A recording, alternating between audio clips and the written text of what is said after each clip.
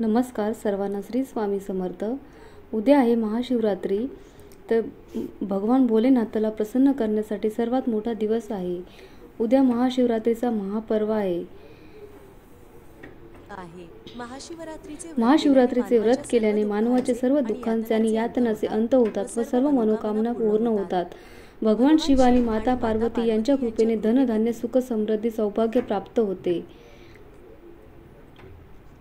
गौरी पुत्र गणेश भगवान की जय। बोला ओम शंकर पार्वती भगवान गणेश की जय। ओम नमः शिवाय।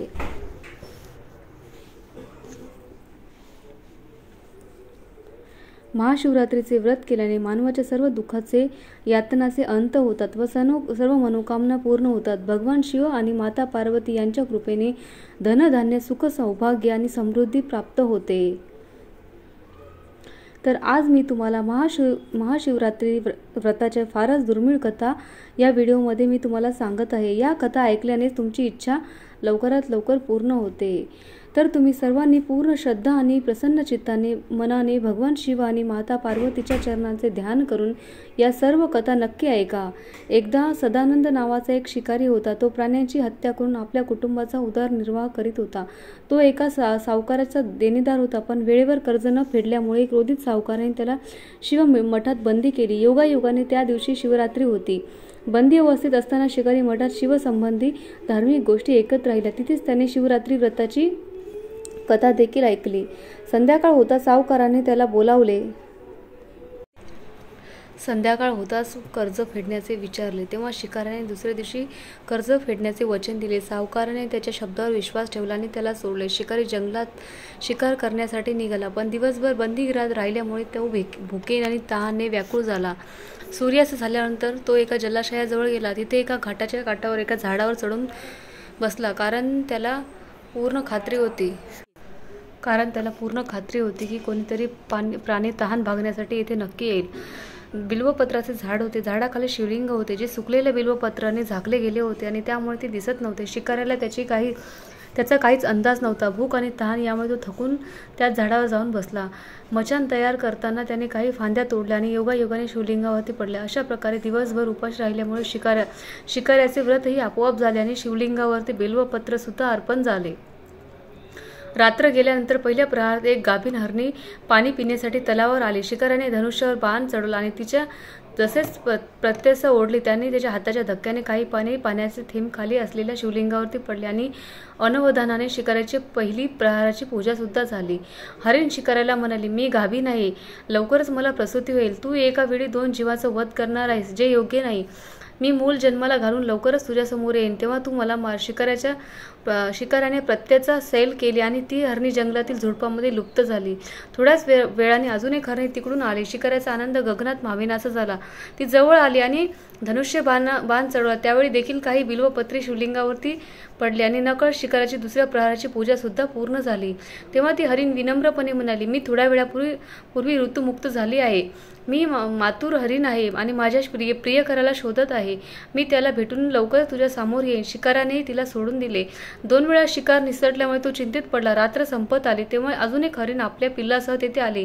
शिकारी धनुष्य बाण चढून सोडणारच होता, तेव्हा हरिण म्हणाली, मी या पिल्लांना त्यांच्या वडिलांकडे सुपूर्द करून लगेच परत येईन, तेव्हा तू मला मार। या क्षणी मला नको मारू। शिकारी हसला आणि म्हणाला, समोर आलेल्या शिकारीला सोडून द्यावे। मी इतका मूर्ख नाही। याआधी मी 2 वेळा माझी शिकार गमावली आहे। माझी मुले भुकेने आणि तहानेने तडफडत असतील। हरिण उत्तरले, जसे तुला तुझ्या मुलांची माया वाटते तसेच मला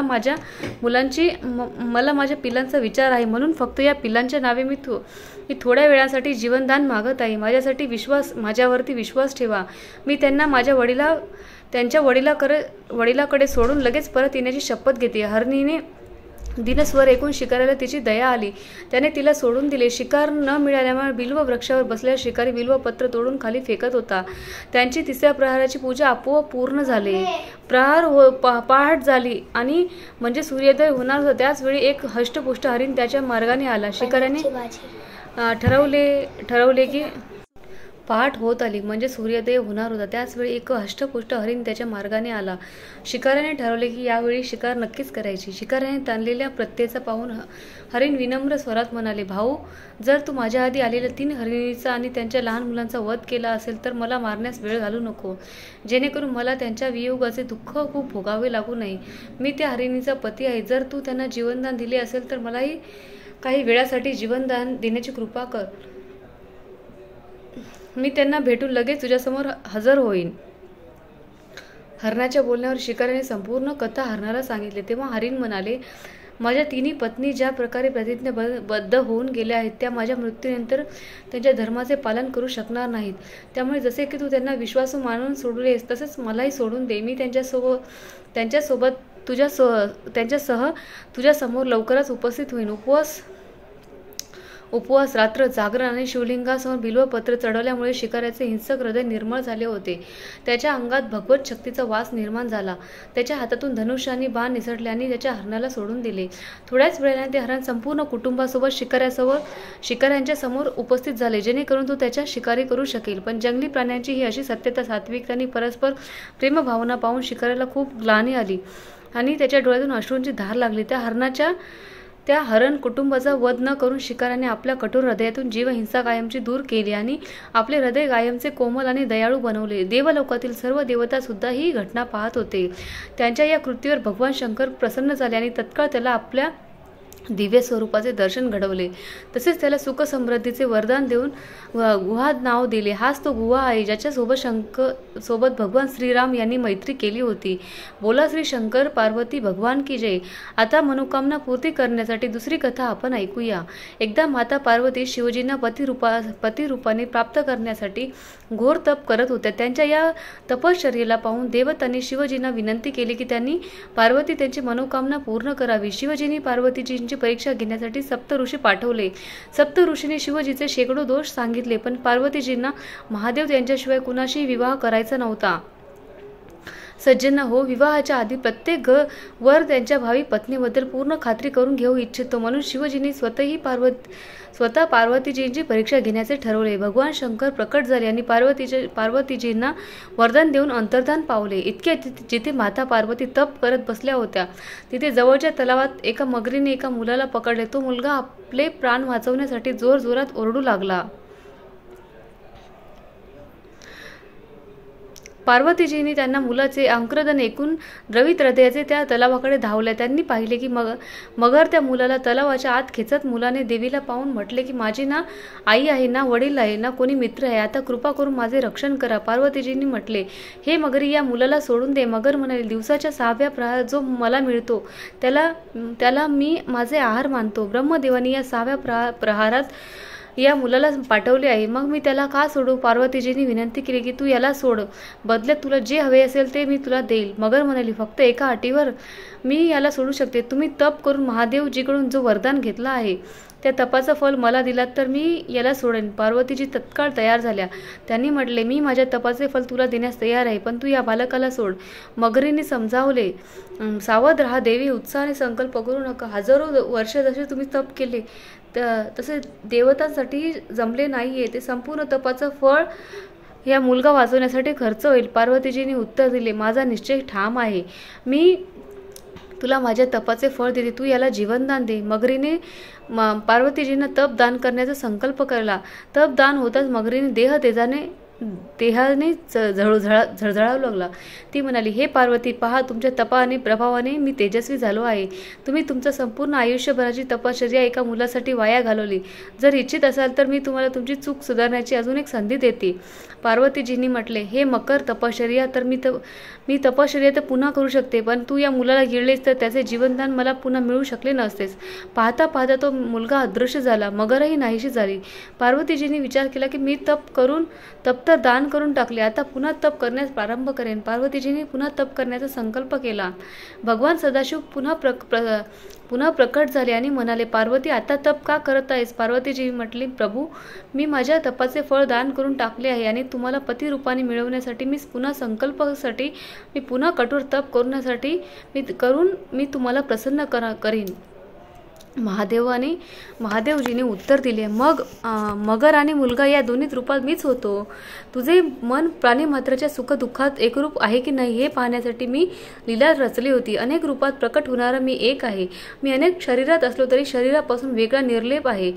तू तुझे तप मला अर्पण केलेस म्हणून आता अधिक तप करण्याची गरज नाही. देवी महादेवांना प्रणाम करून प्रसन्न मनाने निरोप घेतला. बोला श्री शंकर पार्वती माता की जय. ओम नमः शिवाय. हर हर महादेव. आता मनोकामना पूर्ती करण्यासाठी कथा ऐकूया. एक शिवमंदिरात एक मोठे झाड होते. त्या झाडावर गौरैया पक्षाचा एक जोडा राहायचा आणि तो गौरैया पक्षाचा जोडा एक मोठा शिवभक्त होता. मंदिरात जेव्हा आरती पूजन होत असे तेव्हा तो गौरैया पक्षाचा जोडा देखील मंदिरात जाऊन भगवान शिव आणि माता पार्वती यांच्या भक्तीत लीन व्हायचा आणि दिवसभर मंदिरात राहायचा. या मंदिरात स्वतःसाठी त्यांच्या पिल्लासाठी दाना पाणी गोळा करीत असत. त्या शिवमंदिराजवळ एक वृद्ध माता राहत होती. तिची कोणती संतान नव्हती. ती आपल्या घरी एकटीच राहत असे. वृद्ध मातेला पक्षावर खूप प्रेम होते. त्या आपल्या छतावर दररोज पक्षासाठी दाणे आणि पाणी ठेवत असत. मंदिरात राहणारी गौरैया या पक्षाचा जोडा देखील त्यांच्या छतावर येऊन दाणे आणि पाणी खात असे. अशाच प्रकारे अनेक दिवस निघून गेले. काही दिवसानंतर ती वृद्ध माता आजारी पडली आणि आपल्या घराच्या छतावर पाणी ठेवण्यास असमर्थ झाली. जेव्हा गौरैया पक्षाचा जोडा छतावर येत असे तेव्हा दाणे पाणी न पाहता तो चिंतेत पडत असे. त्या वृद्ध मातेला पाहण्यासारखे कोणीही नव्हते. त्यांचे आरोग्य दिवसेदिवस बिघडत गेले. शेवटी एके दिवशी त्यांचे निधन झाले. गौरैया पक्षाचा जोडा दररोज छतावर यायचा, पण दाणे पाणी न पाहून तो वृद्ध मातेला संपूर्ण गावभर शोधायचा. वृद्ध माता कुठेही सापडत नव्हत्या. तेव्हा मादी गौरैया आपल्या पतीला म्हणाली, आपण वृद्ध मातेच्या घरात जाऊन पाहिले पाहिजे की त्या शेवटी कुठे गेल्या. जेव्हा गौरैयाच्या पक्षाचा जोडा घरात गेला तेव्हा वृद्ध माता तिथेच पडलेल्या होत्या. त्यांच्या शरीरात कोणती हालचाल नव्हती. नर गौरैया आपल्या पत्नीला म्हणाला, वृद्ध माता आता या जगात नाही येत. हे पाहून गौरैया पक्षाचा जोडा खूप दुःखी झाला. मग ते तिथून निघून गेले. संध्याकाळी शिवमंदिरात जेव्हा आरती सुरू झाली तेव्हा ते दोघे मंदिरात जाऊन भगवान शिव यांची आराधना करू लागले. त्यांनी दाणे पाणी काही ग्रहण न कर काही केले आणि भगवान शिव यांच्या तपश्चर्येमध्ये लीन झाले. अशा प्रकारे तपस्या करत करत अनेक महिने निघून गेले. त्यांची भक्ती आराधनेमुळे भगवान शिव अत्यंत प्रसन्न झाले आणि गौरैया पक्षाच्या जोडप्याला त्यांनी दर्शन दिलं.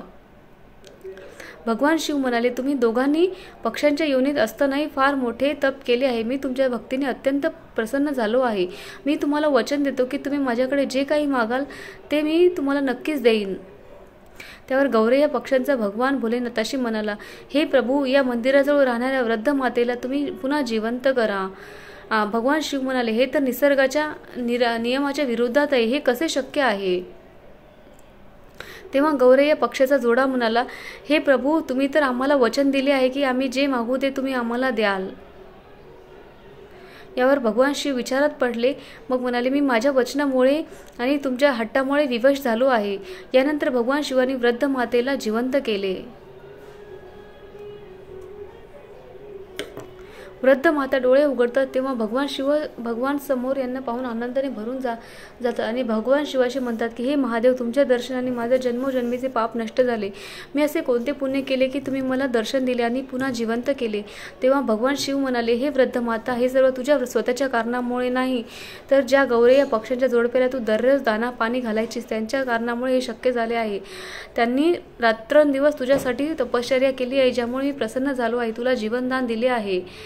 तर असे म्हणून भगवान शिव अंतर्धान पावले. वृद्ध माता आपल्या दररोज छतावर पक्षासाठी दाणे पाणी ठेवू लागल्या आणि गौरैयाचा पक्षा जोडा पुन्हा आनंदाने तिथे येऊ लागला. पक्ष्यांसाठी दाणे पाणी ठेवू लागल्याने गौरैया पक्षांचा जोडा पुन्हा आनंदाने तिथे येऊ लागला. वृद्ध माता त्या गौरैया पक्षाच्या जोडप्याला म्हणाली, तुम्ही दोघांनी माझ्यावर मोठे उपकार केले आहेत, त्यामुळे मी इच्छित आहे की तुम्ही इथे दोघी माझ्या घरीच राहा. मग गौरैया पक्षांचा जोडा वृद्ध मातेसोबत तिच्या घरी राहू लागला. हळूहळू गौरैया पक्षांचा जोडा आणि वृद्ध मातेसंबंधी संपूर्ण गावामध्ये प्रसिद्धी झाली. जे कोणी गौरैया पक्षांच्या जोडप्याचे आणि वृद्ध मातेचे दर्शन घेत असे त्यांची सर्व मनोकामना भगवान शिव आणि माता पार्वती यांच्या कृपेने पूर्ण होऊ लागले आणि त्यांना सर्व रोगांपासून मुक्ती मिळू लागली. भारतातील गुजरातमध्ये अजूनही वृद्ध माताने गौरैया पक्षाचे मंदिर आहे. जसे भगवान भोलेनाथ गौरैया पक्षांच्या जोडप्यांना मनोकामना पूर्ण केल्या, तसेच तुम्हा सर्वांच्या मनोकामना पूर्ण होत. ही शंकर पार्वती भगवान की जय.